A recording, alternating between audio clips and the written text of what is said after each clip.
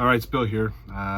Getting ready for a Toronto Maple Leaf Colorado Avalanche game tonight, and also Dallas Cowboys, Philadelphia Eagles, the dreaded Eagles. But in the meantime, what I'm going to do is Q School starts tomorrow for both European and the UK side. I'm going to give my top 10 picks on both sides of who I think is going to get a tour card.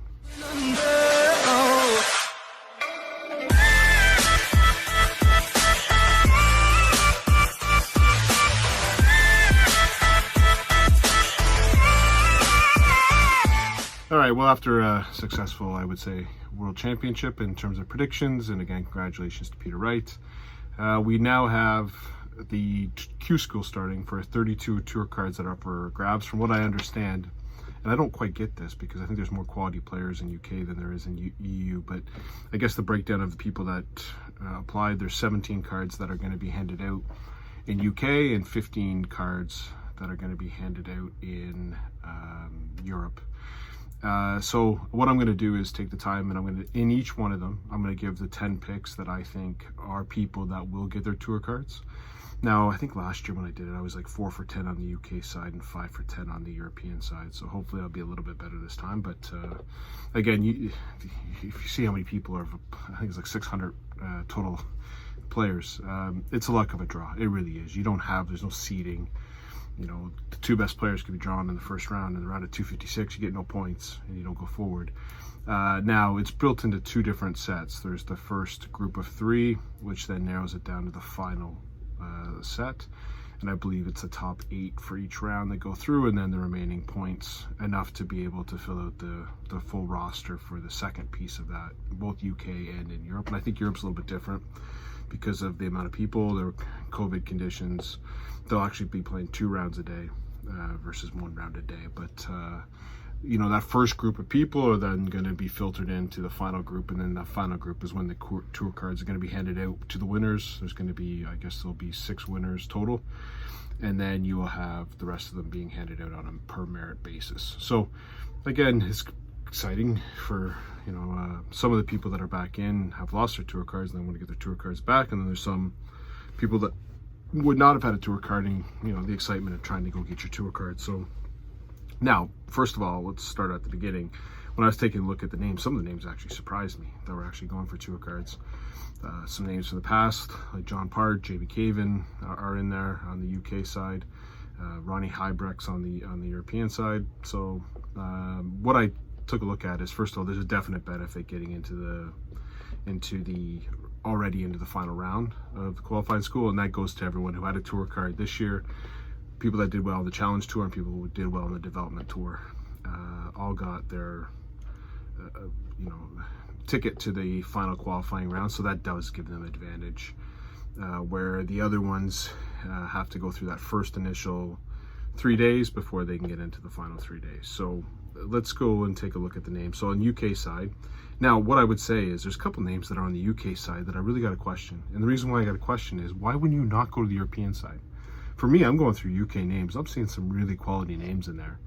And then on the European side, there's some quality names, don't get me wrong, but there's maybe I just don't know them, but you know, someone like a Danny Lauby, like a Leonard Gates, like a Diego Portela, they're not UK. So I would think that they'd have options to go to both, to either UK or the European. You saw Matt Campbell in the Challenge Tour, when he did the European Challenge Tour, and was able to get his card through that scenario. Considering it's 17-15, it's a pretty equal split. If I take a look at the players, I'm really shocked at some of the, like a John Part. Why would you not go to maybe they're not allowed to, I don't know, maybe I'm missing some kind of rule that's not there, but why would you not go to the European side? It's got, to me, not as quality players. Now, I think there's still quality players in the European, don't get me wrong. I think that there's certainly 15 quality players that can get a tour card. But I think there's more than 15 quality players or 17 quality players in the UK. There's upwards of 40 quality players. So why would I want to put myself in that situation? Unless there's something around COVID, rules that I don't know about. It just boggles my mind. I get why people in UK have to play in UK, or people that are from UK play in UK, but you know, people that are outside of UK, like Diego Portela, like, Danny Lauby, John Part, Leonard Gates. Why go there when you've got an opportunity to go to European? But I digress. I'm going to go with where it is. I can see where the names are, and I'm going to pick my top 10. Now, when I pick my top 10, first thing I focused on is who's already qualified. So here are the names for UK. The first one up, again, I can't believe this man lost his tour card. Scott Waits, quality operator, consistent. I believe he's won a Grand Slam of darts. He's a major winner. Well, if you consider Grand Slam to be a wager, which I do. But that was back when the BDO was playing there. I think he's, now he just lost his card. He finished 65th, but he's consistently 90 average. I think a mid to the low 90 average is going to do really well, unless you run into and again, this is where the qualified school is it's a landmine. You can run into one player who just plays a 120 average against you. You're done in that round. You get no points, and you don't get enough points in the next 2 days. This can happen, right? So there's nothing set in stone here, but over a quality of 3 days, I like Scott Waits to keep his card. Next one up, got a nice YouTube channel, but Matthew Edgar. He's a quality player, low 90 average. If you take a look at his averages throughout the year, he's low to mid 90s. He's had some horrible draws in the PDC championship. He didn't make a lot of money this year, but to me, he's a quality operator as well. Solid player. Again, one of those ones that maybe he doesn't win the tournament on that day, but I can't see him unless you get a bad draw. Like, you could have Edgar play Scott Waits in the first round, and only one of them gets through, which is crazy. But I'm just thinking that Matthew Edgar would be one that I would think would keep his tour card. Next one up, won the junior, or not the junior, I guess the development tour or youth championship. Ted Evans. Ted Evans is a solid player. Every time I watch him, I go, why doesn't this guy win more? I don't get it. He's a straight throw. It's a great throw. And maybe the Fallon Share game from 2 years ago really drove down his stats, and it took a little time to get over it, but he did win the youth championship. I think he's a quality player. He's again going to be in that mid to 9 or low to mid 90s average. I think that's enough to get you through Q school, and I like Ted Evans to get through. The next one up, again, this is crazy to me. This person's won a PDC floor championship. Josh Payne. I know he's had a bad year, but you put him up against the other names. Josh Payne, the guy's won. He's won. How is he fighting for his card? It's just been that kind of year. Maybe the form's really bad, but I don't see he is a quality player. So I'm going to pick Josh Payne. Again, I'm picking the top 10 who I think are going to win. Obviously, not all 10 are going to win. I'm probably jinxed all the people I'm going to name, but I like Josh Payne to get through as well. Next one up, had a great Grand Slam. Nathan Rafferty actually would have won his card if a certain William Borland didn't hit a 9-darter on Bradley Brooks, because he was the semifinalist, and Bradley Brooks, because he won because he had won the development tour, he gets his chance at his card, where the second up was Nathan Rafferty. So I guess if Brooks would have won that game, then Brooks would have already had his card from before, and Rafferty would have got the card. So it was a tough break there, but he's shown he can play. Again, you're talking floor tournaments, it's a little bit different than floor, but he's shown me enough where I think he's got a really good shot at getting his card. Next one up, I'm going to go back to the online tour, the Mad Tour. I've seen him play a lot. I've seen him hit 9-darters, and that's James Richardson. He was on tour before. He might be famous for, I think he had a really great, I think he might have been Raymond Van Barneveld in a world championship, but I do remember from the Ichiro Suzuki game where I think, went into extra legs and he was able to beat her. If it wasn't for that, there would be no Fallon Sherrick, because Ichiro Suzuki would have won. Or not Ichiro Suzuki. What am I talking about? Ichiro Suzuki, isn't he a baseball player? I forget her name, but woo. You know what I mean, though. Anyways, he was known for that as well. Again, he's been solid on the Mad Tour. He's been solid on online darts. I've seen a lot of them. Been able to watch the online darts as much as I can. I think he's good for a tour card. So James Richardson. Next one up, played in the World Championship. Did well. Chaz Barstow. Solid throw. Again, a lot of online tour. He played a lot on the tour this year and did well. It wasn't like he just sat there and went in and got beat all the time. He went in there and he's even had a couple big runs in those floor championship. So I like Chaz Barstow as a pick to get through. Next one up, again, I'm hoping he gets through. I think he picked the wrong spot. I just talked about him earlier, but Danny Lauby. He'd be a great addition to the tour. Fast, young, lots of 180s. Would join the North American contingent. You know me, I like my North American contingent, so I like Danny Lauby to get a card again. If you last year, same thing. He was in the UK, and I think he came up against a couple bombs that just dropped 100 averages on him and beat him. Again, there's just a question why he's on this side, but even on this side, I think he's still got a good shot. So I would pick Danny Lauby. Next one up, a lot of great on the Challenge Tour. Every time I was looking at the PDC Darts Connect stats, I saw this name, Dom Taylor. Saw it consistently, very high up on the averages. Always seemed to be there or abouts. So if I'm getting down to where there's a lot of great players, but I'm picking, and basically what I saw, and I've never seen him like play on like a stage or a floor, but you do see the stats on the Darts Connect, and looks good. So I'm going to take Dom Taylor. And the last one, I'm going to go with a little bit of a flyer here. As long as he doesn't go to the bathroom and get stuck in there, or get lost in a town, or get drunk and can't find him, which is possible with this guy, is Cameron Menzies. Cameron Menzies has a great game. You've seen him. He's been on tour before. He's got the facial expressions. He's exciting to watch. It'd be great to have him on the tour. I just got to make sure he shows up to every game. I think last year he got caught in the can. Honestly, I think he was taking a crap, and he missed his game, so he got timed out. I'm gonna guess, but maybe not this year. Like, hold it in, maybe try to get that game in.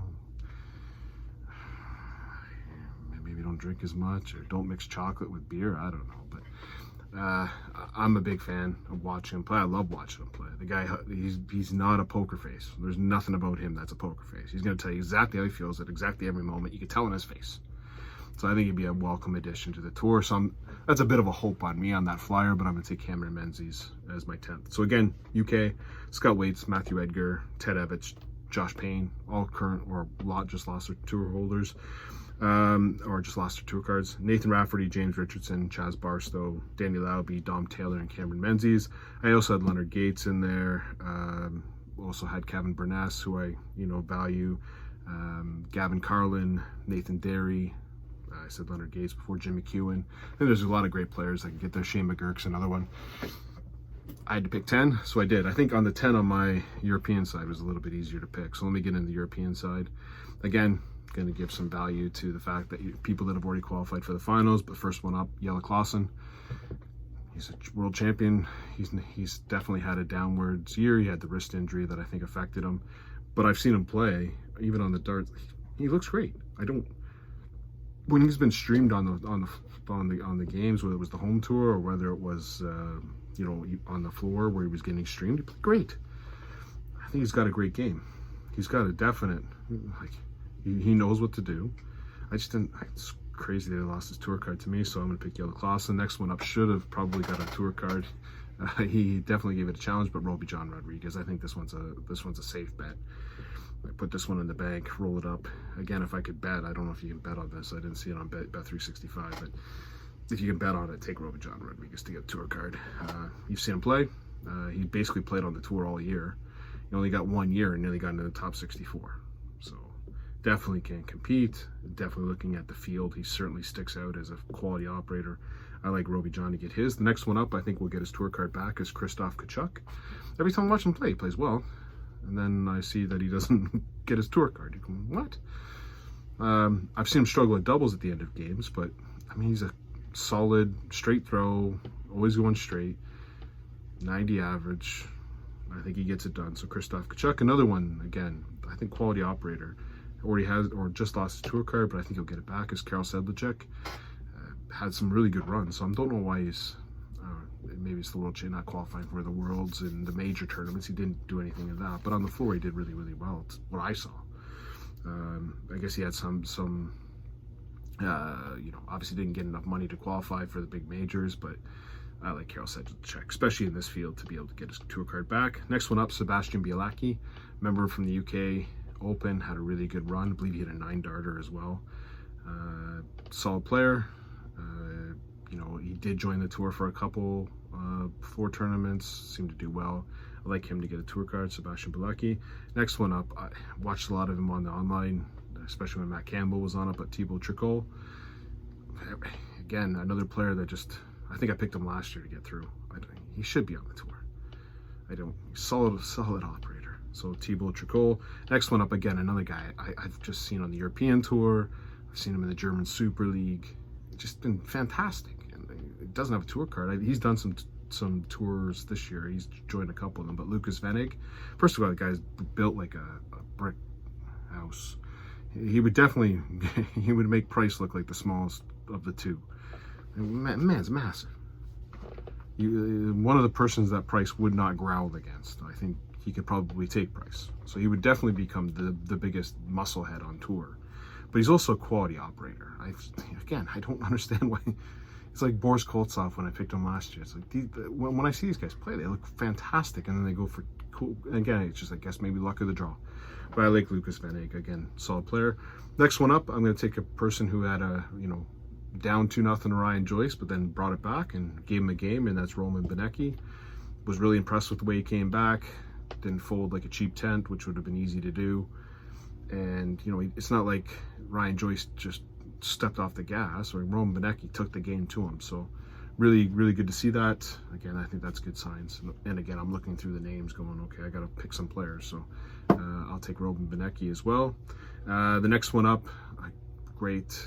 I know he's probably not played as much, and he's certainly regressed. There's no doubt about that. If you would have told me 2 years ago this guy doesn't have a tour card, I'd be shocked. But, over the last couple of years, he really hasn't stepped it up. But I'm thinking he's got a chance here, and that's Nico Kurz, young German player, again, probably known for his game against Gabriel Clemens a couple years ago in the World Championship. Again, lots of 180s every time I see him, but he's obviously regressed. He didn't seem to be a factor in the German Super League. He didn't seem to be a factor in any of the challenge tours as well, but he's got a great game. So I guess if he shows up for one day, he's got a chance on Nico Kurz. And the last one up, let's go back and let's bring I've disregarded John Part. I say the other one is Cristo Reyes playing. It says he's playing. He had a tour card and didn't play for 2 straight years, and now he's trying to qualify for Q School. So Cristo Reyes is one to keep an eye on. He's a great player, but he hasn't played in 2 years. So I don't understand that. Why would you not play for your tour card? Maybe it's COVID. Maybe, I don't know. He doesn't play for his tour card, and all of a sudden now he's jumping back in. There's also, Jose De Stica, there's Tony Alcinas, there's Marco Cantelli. There's some names in there that, you give some value to. But I'm going to go with, we're going to join 2 more brothers up on the tour. And my last pick is going to be Ronnie Hybrex.